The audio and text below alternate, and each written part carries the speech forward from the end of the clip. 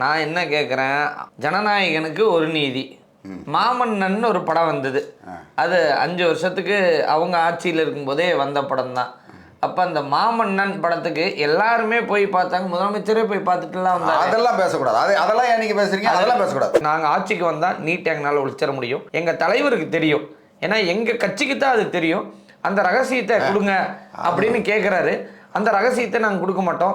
நீங்கள் வெக்கம் இருந்தால் மானம் இருந்தான்னு ஒரு வீடியோ நான் பார்த்தேன். இவங்களுக்கு தொல்லை கொடுத்துக்கிட்டே இருக்கணும், நியூஸ் பேப்பரில் வந்துக்கிட்டே இருக்கணும், யூடியூப்பில் வந்துக்கிட்டே இருக்கணும், இன்ஸ்டாகிராமில் வந்துக்கிட்டே இருக்கணும். அப்படி வந்துக்கிட்டே இருந்தால் சரியாக இருக்கும். ஆனால் யாருக்கு அதை சொல்ல முடியாது. நாளைக்கு திமுககாரங்க உதயநிதி ஸ்டாலினுக்கு எதிராகவே போராட்டம் பண்ணிடுவான், மறந்து போய். இதுதான் அனிதா ராதாகிருஷ்ணன் வந்து நான் அதை முந்திரம் பாரு அப்படின்னு சொல்லிட்டு அவரு கண்டதை பேசி ட்ரெண்ட் ஆனார். அதுக்கடுத்து இப்போ மார்க்கண்டேயன், ஆனால் சைலண்டாக ஒருத்தர் ட்ரெண்டாக இருக்கிறார். செந்தில் பாலாஜியா?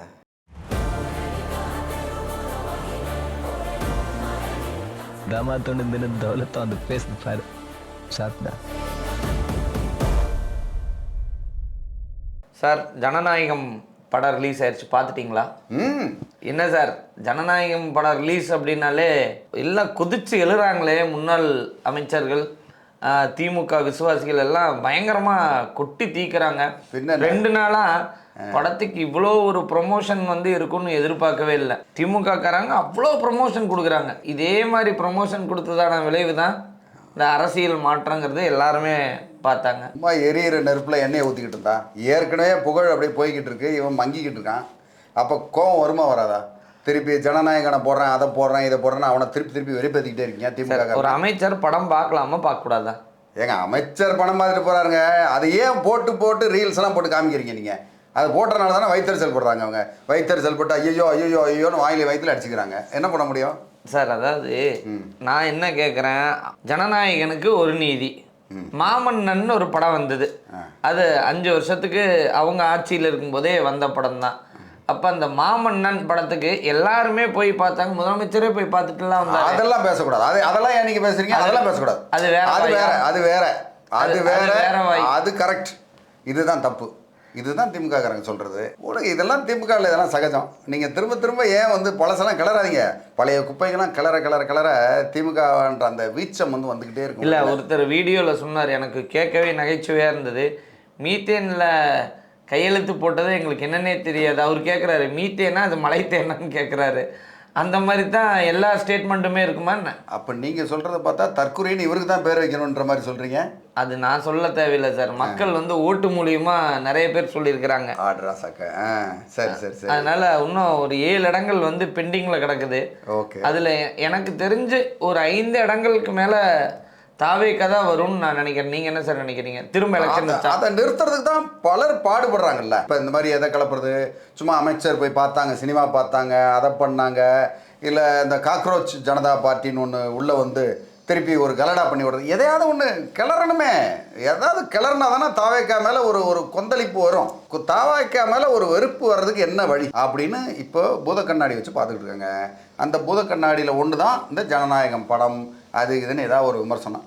இப்போ அந்த கழக தொண்டர்கள் வந்து ஒரு பெரிய ஆராய்ச்சியில் இருக்காங்க. இல்லை, எனக்கு இன்னொரு இதுவும் இருக்குது. ஒரு 50 ஆண்டு காலமாக இங்கே உழைக்கிறவங்க எல்லாம் இங்கே உழைச்சிக்கிட்டே தான் இருக்கிறாங்க. ஆனால் ஒரு 70-80 வருடத்திற்கு முன்னாடி வாழ வழி இல்லாமல் இருந்தவங்க இன்னைக்கு லண்டனில் போய் தான் பட்டப்படிப்பு முடிக்க முடியுது, இல்லை லண்டனில் போய் தான் எல்லாத்தையுமே பண்ண முடியுது, அவங்க ஓய்வுக்கெல்லாம் லண்டனுக்கு போக முடியுது. அப்படிங்கிறப்ப அந்த ஓட்டு போட்டவங்களோ உழைச்சவங்களோ இங்கேயே இருக்கிறாங்களே, என்ன காரணம்? அதான் நீங்கள் திமுகவுக்கு தானே முன்னாடிலாம் ஓட்டு போட்டிருப்பீங்க. இல்லை, அது குடும்பமாக போட்டதுனால வந்த வேணா தான் அது. ஆமாம், அப்புறம் என்ன இப்போ தான் மாற்றிருக்கு. இன்னுமே மாற்றி யோசிப்போம், மாற்றி வரும், அவ்வளோதான் அப்படின்னு நம்புகிறோம். இப்போ இனிமேல் லண்டன் போக முடியாதுன்றீங்களா? லண்டன் போகிறாங்களோ இல்லை வேற எங்கேயாவது போகிறாங்களோ, குடுவாஞ்சேரி போகிறாங்களோ, அதை பற்றியெல்லாம் ஒன்றும் இல்லை. இப்போதைக்கு இவங்களை வந்து ஏதாவது ஒரு மூளையை கசக்கி தாவேக்கா மேலே ஏதாவது அவதூறு பரப்புறதுக்கு உண்டான வழி என்ன அப்படின்னு பெருசாக ஆராய்ஞ்சிக்கிட்டு இருக்காங்க. அதில் தான் இந்த இப்போ நடுவில் நீட்டெல்லாம் வேறு எடுத்திருக்காங்க. அதில் இந்த சினிமா பிரபலங்கள்லாம் உள்ளே கொண்டு வர்றாங்க. இல்லை, அதுவும் புரியல. நீட்டில் வந்து அங்கே டெல்லியில் மிகப்பெரிய போராட்டம் நடந்துக்கிட்டு இருக்குது. அதில் வந்து நிறைய பேர் கலந்துக்கிறாங்க. பிரகாஷ்ராஜ் அவர் போய் கலந்துக்கிட்டாரு அப்படிங்கிறத பார்த்தோம். அதுக்கப்புறம் நாடாளுமன்ற எதிர்க்கட்சி தலைவர் ராகுல் காந்தி அவர் போய் கலந்துக்கிட்டாரு, பிரியங்கா காந்தி கலந்துக்கிட்டாங்க அப்படிங்கிறதெல்லாம் பார்த்தா ஒரு செய்தி போயிட்டு இருந்தது. ஆனால் தமிழ்நாட்டில் மட்டும் இங்கே ஒரு போராட்டம் நடந்தது நீட்டுக்காக. ஆனால் அந்த போராட்டத்தில் என்ன, அதாவது சென்ட்ரல் கவர்மெண்ட்டை திட்டுறதுக்கு பதிலாக எல்லாம் ஸ்டேட் கவர்மெண்ட்டை திட்டிட்டு இருக்காங்க. அதுலேயும் முக்கியமாக இந்த திரைப்படங்கள் நம்ம அமீரா இருக்கட்டும், பாடகர் அறிவா இருக்கட்டும், இவங்கெல்லாம். ஆனால் ஒரு துணை முதலமைச்சராக இருந்த உதயநிதி அவர்கள், எனக்கு கரெக்டாக நான் சொல்கிறது சரியாக இருந்தால் 2021 அவர் ஒரு அஜெண்டா சொல்கிறாரு. அதோட வீடியோ கூட நிறைய வைரல் ஆகிட்டே தான் இருக்குது. நாங்கள் ஆட்சிக்கு வந்தால் நீட் எங்களால் ஒழிச்சிட முடியும், எங்கள் தலைவருக்கு தெரியும், ஏன்னா எங்கள் கட்சிக்கு தான் அது தெரியும், அந்த ரகசியத்தை கொடுங்க அப்படின்னு கேட்குறாரு. அந்த ரகசியத்தை நாங்கள் கொடுக்க மாட்டோம், நீங்கள் வெக்கம் இருந்தால் மானம் இருந்தான்னு ஒரு வீடியோ நான் பார்த்தேன். அது மட்டுமா? டாஸ்மாக் ஒழிப்போன்னாங்களே, டாஸ்மாக் ஒழிச்சாங்களா அவங்க? அந்த வாக்குறுதி வந்து 2016 ரைட்டு, 10 வருஷம் ஆச்சு. இப்போ அந்த 21 சொன்னதே நமக்கு நடக்கல அப்படிங்கிறப்ப 10 வருஷத்துக்கு முன்னாடி இருந்த பழைய செய்தி. வாடகை விட்டு வேற வாடகை வந்து அதுதான் அவர் கேட்டாரு. ஒருத்தர் வந்து கீழே நின்று கேட்குறாரு பிரச்சாரத்துக்கு போயிருக்கும்போது, சார் நீங்கள் வந்தால் டாஸ்மாக் ஒழிப்பன்னு சொன்னீங்களே, எனக்கா நீ ஓட்டு போட்ட? யாருக்கு ஓட்டு போட்டீங்க? எங்களுக்கா ஓட்டு போட்டீங்க? அதாவது மக்கள் அணுகிற முறையே என்னன்னா, நீ எனக்கா ஓட்டு போட்ட, நான் சொன்னதை நீ கேட்குறக்கு அப்படின்னு சொல்லி அந்த அணுகுமுறையும் எல்லாம். நல்லா இருக்கிறீங்களா, உங்களுக்கெல்லாம் எப்படி வந்தது, சத்தமா சொல்லு, ஓசில நீ இப்போ வர அப்படின்னு. இங்க வேலூர்ல ஒருத்தர் எம்பி இருக்கிறாரு, எல்லாரும் நல்லா 1000 ரூபாய் வந்துச்சா, மேக்கப் போட்டீங்களா, நல்லா எல்லாரும் மேக்கப் பண்ண, நான் பிச்சை எடுத்துட்டு இருக்கிறாங்க. எவ்வளவு கேவலமா பேசுறாங்க பாத்துங்க. அதைத்தான் சொல்றேன், இந்த குணம் வந்து மாறாத வரையும், அடுத்தவனை குறை சொல்ற குணம் மாறாத வரையும் இவங்க எழுந்திருச்சு வர்றதுக்கு மக்கள் மனசுல வாய்ப்பே இல்லை. இவன் எதுல போராட்டம் பண்ணணும், எந்த இடத்துல போராட்டம் பண்ணணும், யாருக்கு எதிராக போராட்டம் பண்ணணும்னு அவனுக்கு தெரியல. போராட்டம் எதுக்கு எதிராக பண்ணணும்னு தெரியாமையே திடீர்னு இந்த மாதிரி செக்ரட்டரியேட்டுக்கு முன்னாடி இந்த ஆர்ப்பாட்டம் பண்றது, இந்த பசங்க அப்படி ஆடுறது, இது என்ன பண்றாங்க, என்ன அஜெண்டா? இப்படி பேசித்தான் நான் வந்து குளத்தூரை சிங்கப்பூர் ஆக்கி இருக்கிறேன்னு சொல்லி பாவ குளத்தூர்ல சிங்கமா சுத்திட்டு இருந்த ஒரு வேட்பாளரையே தோக்கடிச்ச வரலாறு அப்படிங்கிறது நம்ம பார்த்த இந்த மக்கள் கொடுத்த பரிசா தானே எடுத்துக்க முடியும். மக்கள் தீர்ப்பே மகேசனின் தீர்ப்பு தான். அப்ப இந்த தோல்வி கண்டுமே திரும்ப வந்து எம்இசியில மண்ணோட்டல அப்படிங்கிற மாதிரி நாங்க இப்படித்தான் நாங்க பேசுவோம், நாங்க இப்படித்தான் இருப்போம் அப்படிங்கிறது மீண்டும் மீண்டும் இந்த மூர்க்க குணத்தை தான் சார் காட்டுது. அதெல்லாம் இல்ல, அவங்களுக்கு ஏதாவது ஒரு போராட்டம் பண்ணணும், இவங்க ஆட்சி ஏதாவது தொல்லை கொடுக்கணும்.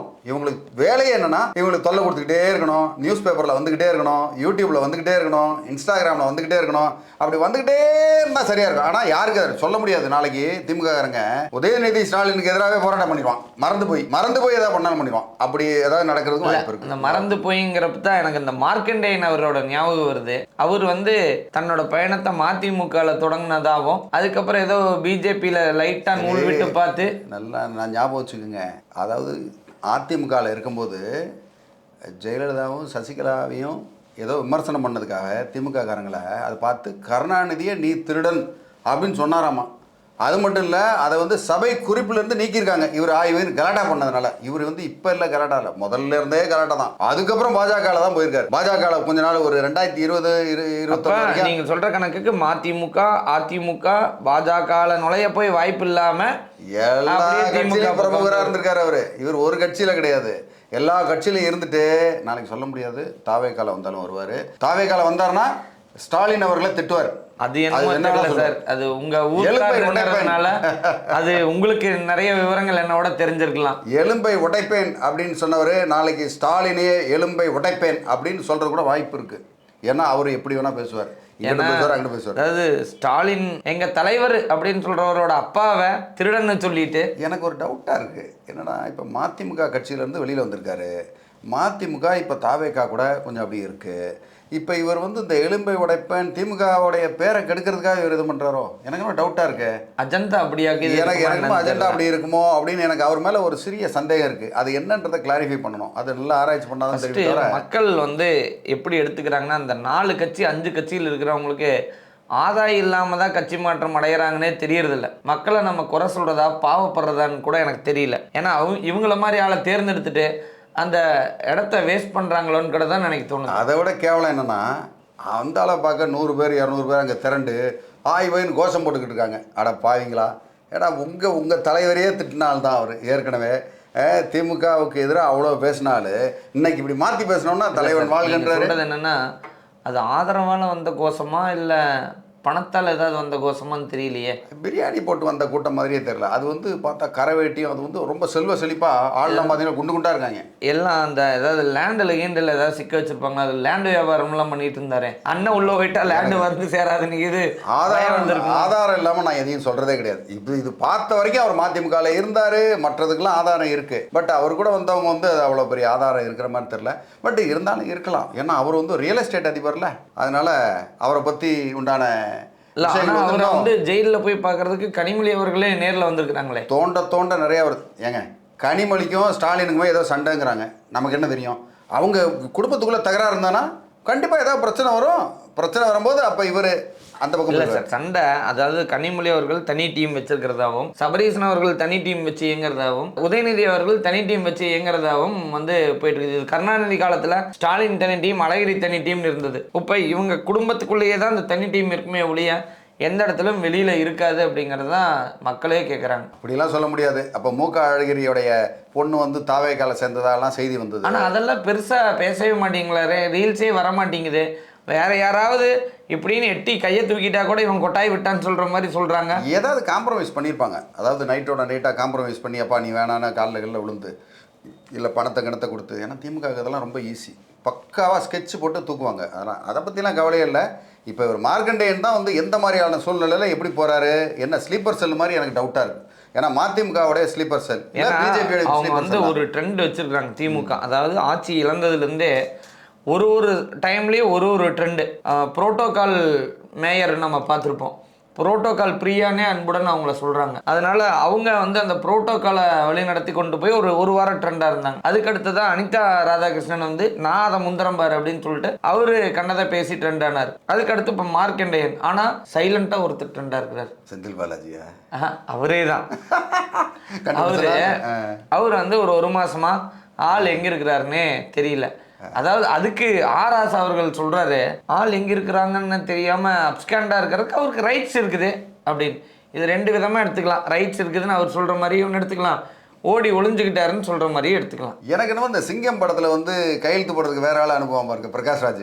அதே மாதிரி எனக்கு அப்படியே எனக்கு இல்ல தெரியும். இன்னைக்கு நாள்ல அவரு திரும்பி வந்துட்டாரு அப்படிங்கிறது தான் செய்தி. பாருங்க.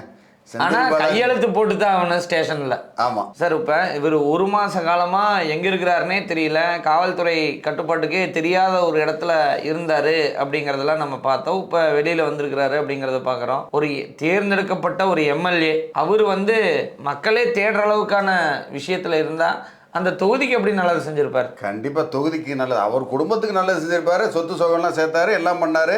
எல்லா நாட்டுக்கு போகிறதுக்கு உண்டான ஆயத்தங்கள் சொல்ல முடியாது. வெளிநாடுகளில் கூட அவர் முதலீடு செஞ்சுருக்கலாம். ஏதாவது முக்கியமான பிஸ்னஸை வெளியே போயிருக்கலாம் இல்லைங்க. நீங்கள் எப்படி தலைமறைவாக இருந்தாருன்னா அவரை சொல்லிக்கிட்டே இருக்கீங்க. எப்போ அவர் என்ன வீட்டு பிரதிநிதியா, மக்கள் பிரதிநிதி, எம்எல்ஏவா தேர்ந்தெடுத்திருக்கிறாங்க. மக்கள் பிரதிநிதி ஒரு குறை சொல்ல தேடும் போது அவைலபிளா இருக்கணும்ல. எங்க போயிருக்கிறாருன்னே தெரியல அப்படின்னா அது எப்படி நம்ம பார்க்க முடியும்? இங்கே பாருங்க, அவருக்கு ஒரு சட்டம், மற்றவங்களுக்குலாம் ஒரு சட்டமா? ஏன் லண்டன்ல யாரும் போகலையா? எங்கேயும் அமெரிக்கா யாரும் போகலையா? இல்லை எங்க எல்லாரும் தான் போறாங்க. திடீர்னு ஒரு தலைவர் டக்குன்னு போறாரு. அப்போ வந்து அவரும் வந்து ஒரு வேளை ஜனநாயகம் படம் ரிலீஸ் ஆச்சு, சரி நம்மளும் நேரில் போய் பார்த்துடலாங்கிறதுக்காக வெளியில் வந்துட்டாரா என்னங்கிறது தான் தெரியல. இருக்கலாம். அவர் ஒரு தனி ஒரு பிறவி.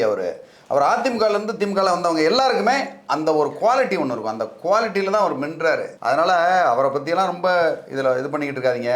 அவர் என்ன செய்ய போகிறாருன்னு அடுத்து பாருங்கள். அடுத்து நமக்கு புதிய செய்திகள் வந்துக்கிட்டே இருக்கும். இந்த மாதிரி அரசியல் சார்ந்த விஷயங்கள் நாங்கள் Black and White சேனல் வாயிலாக நிறையா மக்களுக்கு அளித்துட்ருக்குறோம். உங்களுக்கு தெரிந்த விஷயங்கள் ஏதாவது இருந்தாலும் நீங்கள் கமெண்ட்டில் தாராளமாக தார்மீகமாக பதில் சொல்லலாம். இல்லை நான் திட்டித்தான் பதில் சொல்வேங்கிறது உங்களோட இயற்கை புத்தி எப்படி இருக்குதோ அது மாதிரி நீங்கள் தாராளமாக பண்ணலாம். நன்றி.